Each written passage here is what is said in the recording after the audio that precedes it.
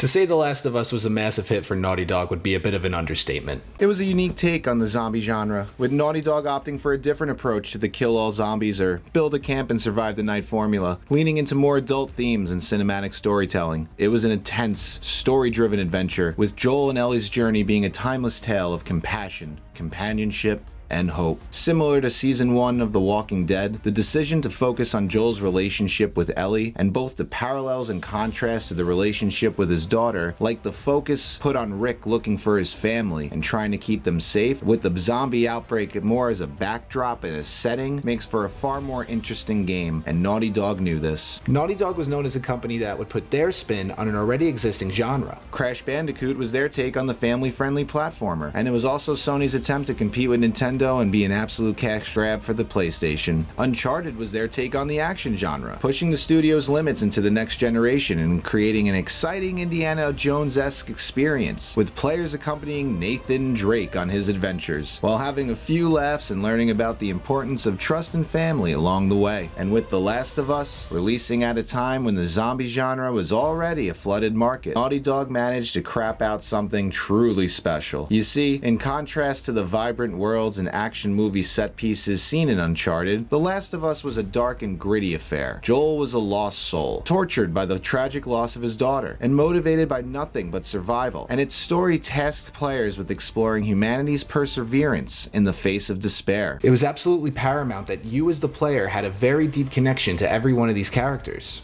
And this required extensive effort on part of the development team. You see, players needed to connect with Joel's internal and external struggles, and this was accomplished not only through Troy Baker's stunning performance, but also with his chemistry with Ellie voice actress Ashley Johnson. Ashley was actually the first person to audition for the role, and once the team knew she was the right person for the job, they went through an extensive process looking for the perfect Joel, and boy did they find him. Joel and Ellie's connection is incorporated in every aspect of the game, from the story to the gameplay, going as far as the team deliberately choosing to keep the camera closer to the character throughout the entire experience, rather than having it expand outward in situations where that extra space might help, because they wanted you, as the player, to truly experience their fears and anxiety. Complementing this is the gameplay. Weapons take time to load, and they aren't always dependable. Bandages, like real life, take time to apply and wounds to heal, all the while looking over your shoulder as attacks can interrupt these actions in real time. A pause menu is not a sanctuary. But for me, it's really the story that seals the deal here. This game masterfully paces its suspense through action that doesn't feel too over the top, and stealth segments that don't feel too forced or absolutely boring as shit. Right off the bat, the opening sequence was the first time a video game actually made me shed a tear, and it was right there and then that I knew this game was something special. Why do I say this? Well, because it's not even the main plot, which when you really boil it down just comes to a super long escort mission with stealth and running gun segments sprinkled throughout. No, it's because the game's story features heavily around character development and not just plot devices. Take Joel, for example. At the beginning of the game, he doesn't give a shit about anyone, not even himself, and especially not some random kid. Yet by the time they make it to California, Joel's willing to sacrifice everything and put his own life in danger just to keep her alive. Even if the operation had a slim chance of providing a worldwide cure, Joel didn't care. And what about Ellie? Ellie's a strong female protagonist, pretty much forced to grow up from kid to adult as she's shoved into this life-changing journey with a stranger, and throughout it all continues to prove herself and even surprise her guardian at times. And every character in the game stays true to their nature and personality. Tessa's sacrifice made sense. She wasn't always portrayed as someone with a big heart, but after realizing the larger implications that Ellie could bring, she knew this was larger than herself, larger than whatever petty mission that her and Joel were trying to scrape by throughout the day. This had meaning. The cinematography within the game's cutscenes greatly add to the immersion of the story and characters, as they directly follow and flow into the gameplay sequences that you're experiencing firsthand as the player. I was both stunned, shocked, and saddened at Sam's death, even knowing that he would ultimately meet his demise. You didn't think it would be at the hands of his own brother in the very next scene. And this tragedy perfectly contrasts against the feeling of hopefulness peacefulness that comes with the morning sunrise just earlier in the scene. And what happens afterward? In a state of absolute shock and horror, trying but barely able to process the events which have just unfolded, he concludes that there is no hope left. He was living for his brother, and now that he was gone, he had nothing to live for. When Joel goes to his brother for help, after telling Tommy that Ellie is immune, he doesn't just automatically drop everything at once like a standard NPC and go, alright, well, that changes everything, let's go do your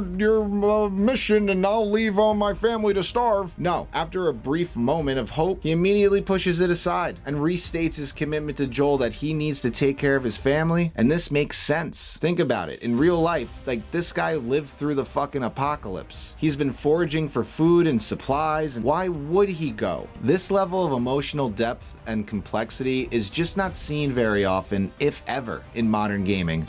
I mean, to this day, I would argue that this game could be taught in a film study class. So you could only imagine the astonishment I felt at the time when I first experienced it. And in order to really help sell this to the player, the team over at Naughty Dog needed to step up their game when it came to artificial intelligence. As The Last of Us game developer Anton Newman put it, in the broadest sense, the themes, tone, genre, and story of the game are what drive our mechanics, aesthetic design, and our technical advances. These technical advances include the development of a stealth system, which makes players feel a sense of desperation, recreating the lighting engine to account for new soft light effects, and creating an AI system that focused on communication and interaction rather than action sequences that the team was used to working with on the Uncharted series. In fact, because Joel was so different than Nathan Drake, and the world of The Last of Us included such different obstacles and required different solutions to problem solving, the team actually wasn't able to tap into that treasure trove of data from those games, and they really had to go back to the drawing board for a lot of the elements seen in The Last of Us. And it's the sum of all these little tiny attention to details that really culminates in the overall feeling when playing this game. I don't really have an end game here, but with the new HBO series out, I highly recommend that you guys check that out, because if you are a fan of the game, you will be a fan of the show. So far, don't quote me on that, but I figured I'd take a look back at the catalog, why I became such a huge fan of the game and this lore in the first place. So I hope you enjoyed the video. Please like and subscribe, leave a comment below. Fasten your seatbelts for another Naughty Dog creation.